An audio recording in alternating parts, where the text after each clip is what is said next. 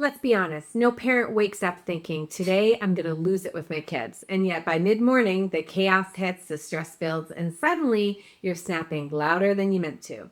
And then the guilt floods in. Does this sound familiar? Well, this is what we're going to be talking about today. Welcome back to the Building Resilience Podcast, episode 256, How to Stop Yelling at Your Kids. Welcome to Building Resilience, a podcast where theory, practical strategies, and inspiring stories show you how to unlock your best life. I'm your host, Leah Davidson. As a certified life coach, speech-language pathologist, and nervous system resilience expert, it is my mission to teach you how to be more resilient to life's adversities. I will show you how to manage your mind, befriend your nervous system, process your emotions, and even eliminate stress. It's time to do more than just survive. It's time to thrive. Let's get started.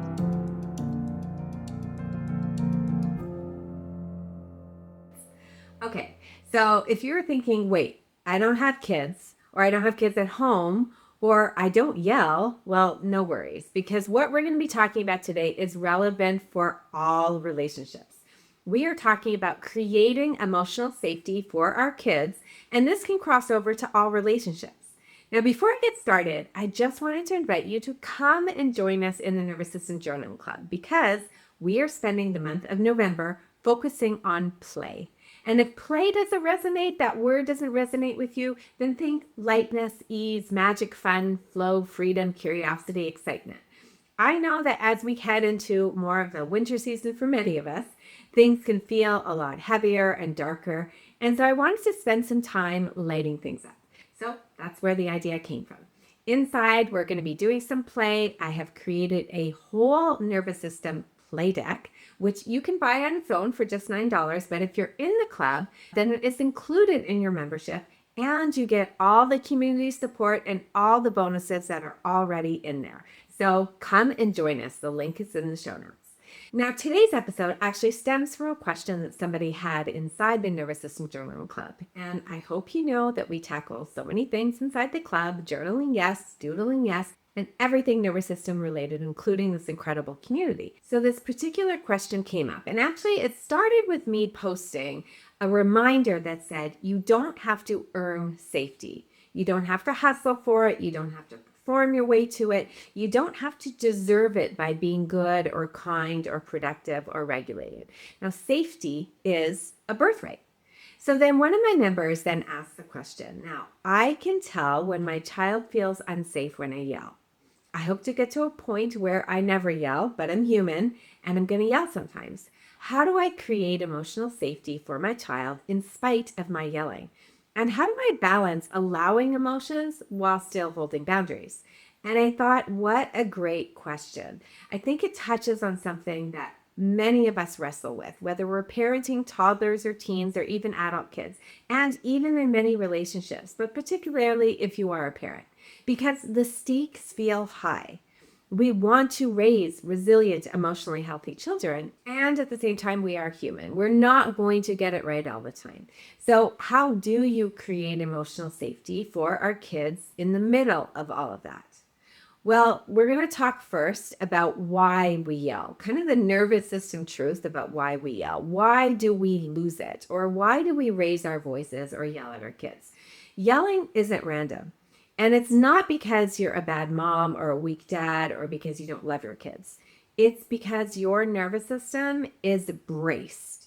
And trust me, I have been there many, many times. We live in a semi-detached house, and I used to always feel bad for my attached neighbor because I know they heard so much. And when my kids were home, let me tell you, it was a lot. And I see now how dysregulated I was and can still get. But you might have heard me say, try yelling at your kids in a relaxed body. You just can't do it. It doesn't work. The yell literally needs muscular tension to come out. It needs the clenched jaw, a tight chest, a braced posture, which means the problem isn't really the yelling.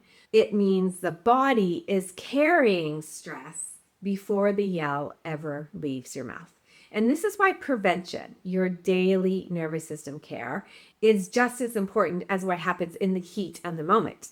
Now, if your body is practicing relaxation, if you've been building micro moments of safety throughout the day, you're less likely to get hijacked by stress. And that is where things like my safety sequence comes in. And yes, we're going to talk about my safety sequence again. I guess it's because it's like the equivalent of people coming up to me and saying they don't know what to do because they're hungry all the time. And what do I recommend? So I ask them, do you eat food? And they say, well, not often. I mean, sometimes, occasionally. I mean, I've heard you talk about food and it is important to eat food, but I'm not very good at it and I don't do it consistently. I do it when I remember it. But I've heard you say it so many times, but do you have anything else to offer me? So that's kind of what it's like when I talk about nervous system with people and the safety sequence. It's kind of the equivalent of, yes, you are hungry all the time. You will need food all the time. You will require safety all the time. You will get activated. You will get jacked up. You will get shut down. You will need to find a way to regulate all the time. So that's why I talk about the safety sequence all the time. The safety sequence is one of the simplest, most powerful tools there is. And it has 3 steps. We're going to go over them again. The first step is asking yourself, am I safe? Now, this is where you check your environment. You're literally scanning your space. You're looking around. You're orienting yourself to cues of safety. Is there a window with sunlight? Can you feel your feet flat on the ground? Is your chair holding you up? This first step, what it does is it anchors you in the here and now. And this matters because your nervous system doesn't always know if the danger is real or perceived. So this question really reorients you to reality. Now, you may be neurocepting danger, but by asking this question and actually answering in the present moment, you're setting the record straight for your brain. Now, the second step is asking, do I feel safe? And this step is all about interoception, tuning into what is going on inside your body. What sensations are you noticing? Is your chest tight, your stomach clenched? Can you name the sensation without judgment? Now, this matters because safety isn't just external. Your body needs to register safety on the inside as well. You also need to get familiar with what the cues and sensation your body experiences when it feels safe and when it feels not so safe. Now, thirdly, you acutely relax the body. So you're going to pick one simple cue to soften the tension. Maybe it's the physiological sigh where you do the 2 quicker inhales and the long exhale. Or maybe it is the ragdoll where you kind of drop your shoulders and go into a very relaxed state, which is my favorite one to do. Or maybe it's just unsqueezing your hands or unsqueezing your jaw or unsqueezing your butt. Now, this matters because you're teaching your body that it has options besides bracing, and you're actually relaxing your body. And remember, a relaxed body literally cannot house stress. Now, it's important to note you don't just practice the safety sequence when you're in the middle of a tantrum or your child is in the middle of a tantrum. You want to practice it over and over and over throughout the day when things are calm, because in the heat of the moment, your nervous system will do whatever it's practiced. So we want it to be more of an automated response because that is what would be now familiar to your body, relaxation. But then even so, the reality is you are going to yell at your kids sometimes, and you're in good company. As I said earlier, I've yelled at my kids. I still can with my older kids. It doesn't mean that you are unsafe as a person. It means that you're human. Now, I also know that certain things for me are way more triggering, and I am way more likely to yell with certain things, and even with certain kids, especially when it is the same type of thing that keeps coming up, which makes it even more triggering for me. But again, we are all human and it will happen. The most important part is what comes next, the repair. Now, think of repair as being kind of the superhero of resilient relationships. Basically what it is, it's circling back, naming what happened. Now, it might sound something like, I was feeling overwhelmed and I yelled, that wasn't fair to you. Or, I love you, you're not the reason I lost my cool. The repair shows your child that relationships can bend and have flexibility without breaking. It models what it looks like to take responsibility, to make amends, and to restore a connection. And honestly, it kind of teaches them more about safety and trust than never yelling at all. But repairs are not perfect either. We get better at them with practice. And repair also doesn't mean you have to agree or not agree. And repair is not allowing yourself to be slimed. That's the analogy I use about just letting people do or say whatever they want to you and taking it on as if it's your truth. Now, you can still be upset. You can still disagree, but you can also repair. And that leads to the next piece of the question. How do we hold boundaries while also allowing all the emotions? Now, I want to remind you that boundaries are safety. Without them, the nervous system really doesn't know kind of where the edges are. Think of boundaries like the walls of a playpen. They don't restrict growth, they make exploration safer.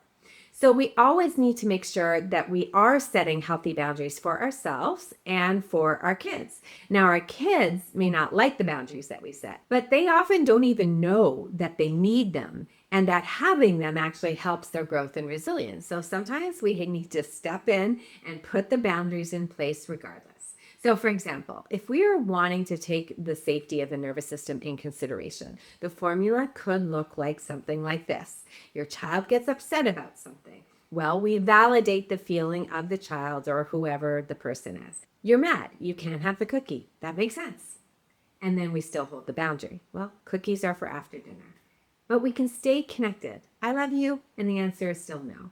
So that's kind of like the trifecta that we want to have. Validation. Your feelings are real. It doesn't mean we're saying that they're the truth. We are saying that they are real for them. They are experiencing them. We set the boundary because we know that it is an important boundary to be setting for them, and it provides them safety whether they know it or not. And then we make sure that we connect. So overall, then, how do you create emotional safety while still maintaining boundaries? Well, think about it in these 3 steps. Regulate your body first. This is key. It's so important for you. You want to be using the safety sequence daily, many times a day, so that it becomes second nature. So when you step into a minefield, you have access to a relaxed body, or at least it crosses your mind to try to do it. The next thing you can do is normalize emotions. All feelings are okay. It's good to let your kids know that all feelings are welcome, but not all behaviors are. Some behaviors are just not acceptable. But you want to separate the child from the behavior. Your feelings are welcome. Hitting or kicking is not. There are other ways to release that energy, and you can even give them some suggestions. And then thirdly, you still want to hold consistent boundaries. And we're doing it for their own good as well as for your own good. Holding boundaries shows I've got you, even when you're upset. And lastly, when things do happen, as they will because you're human, aim for that repair after rupture. We don't have to spiral into shame. We can lean into reconnection. And maybe it will take some time. We also can't force somebody into reconnection. It also may take time for them. It may require multiple attempts, and that is okay. Now, I wanted to share with you a few more tips and tools here for parents that can be really helpful, and see which one resonates with you and try it out and just let me know what works for you. So something that can help establishing that emotional safety for your child is to narrate the moment. Children feel safer when things make sense. We all feel safer when things make sense. So you're crying because you wanted the toy. I know it's hard to wait. We don't have to do any over talking, but helping them with words. This is especially helpful with younger kids. Now, another tip for younger kids is to drop your body lower. Get at eye level. Towering over a child's nervous system feels threatening. And maybe with older kids, having everybody sit down, which I know is really hard, especially when there's energy. I tend to want to get up and move, and truthfully move out of the room when there's conflict, but that is just my flight taking over. But getting at eye level can be helpful. Thirdly, try using rhythm. Again, for younger children, you can integrate rhythm into your routine. Clapping, swaying, humming. Rhythm really regulates. You can sing a silly song, maybe during a cleanup routine, or even rocking while holding a crying child. It gives their body a regulation anchor. I think we naturally do that with babies. We move, we rock. It is the rhythm that is so soothing. The fourth thing we can do is we can create rituals of safety. And think about it. Do you already have little rituals of safety for your family? Things like a bedtime routine or a family hug or we always wave at the window when people leave.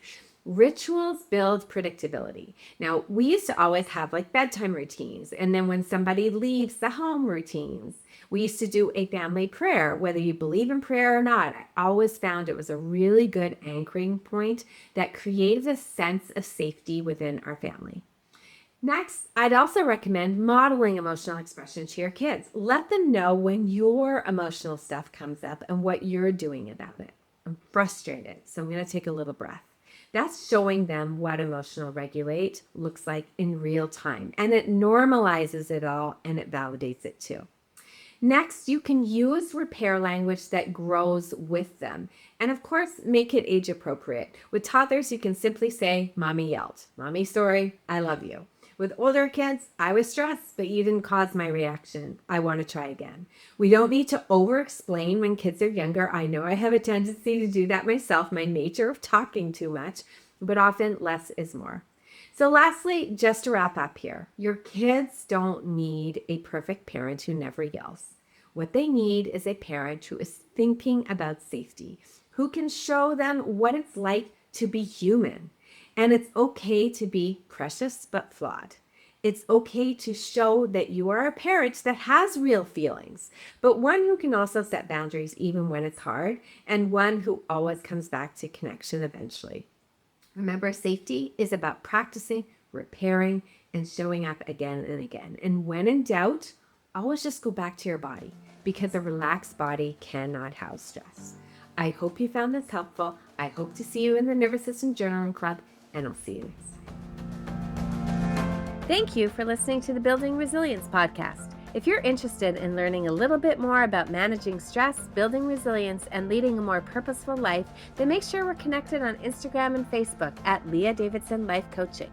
You can also subscribe to my weekly newsletter at www.leahdavidsonlifecoaching.com/newsletter. Looking forward to connecting.